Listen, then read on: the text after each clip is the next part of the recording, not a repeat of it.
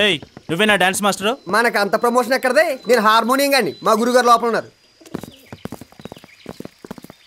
ఏ dance బయటిరా.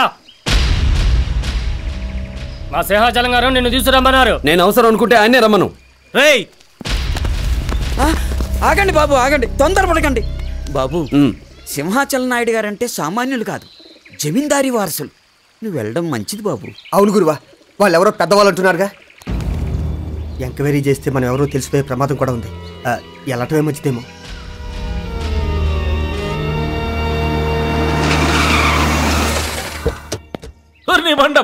Dance master అంటే ముసిలోడు అనుకున్నా. పిలకాయవేనే యాన్ని నేర్చుకున్నావా? రాయలసీమలో. నీకో 50,000 పడేస్తాం. ఆ స్కూల్ మూసేసి నీ సామాన్లన్నీ తీసుకుని రేపు పొద్దున్నే ఇక్కడికి రా.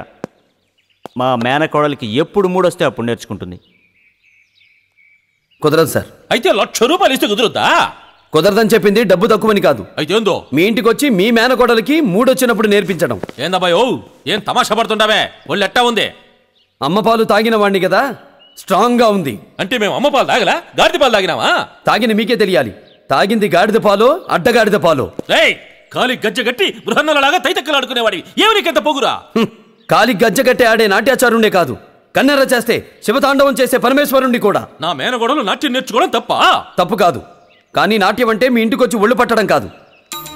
కళ్ళు మూసుకుని కనేది కళ, కళ్ళతో అభినయించేది కళ. నిద్రపోతూ కనేది కళ, నిద్రపోతున్న జాతిని మేల్కొల్పేది కళ.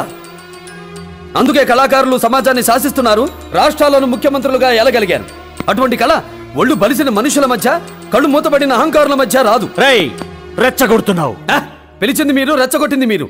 నోటితోనే కదా సమాధానం చెప్పాను, కాలి గోటితో కాదుగా. రేయ్ ఈ గుమ్మంలోకి రావాలన్నా, ఈ గుమ్మం దాటి పోవాలన్నా మా అనుమతి కావాలరా? అమ్మ కడుపులోనే ఉండి పద్మవ్యూహాన్ని ఎలా బద్దలు కొట్టాలో తెలుసుకున్న అభిమన్యుడికి అన్నను నేను. గుడి దగ్గర చెవులో పువ్వులు పెట్టుకుని చాలా మంది ఉంటారు, వాళ్ళకి చెప్పుగా. రాయ్ కుక్కలరా.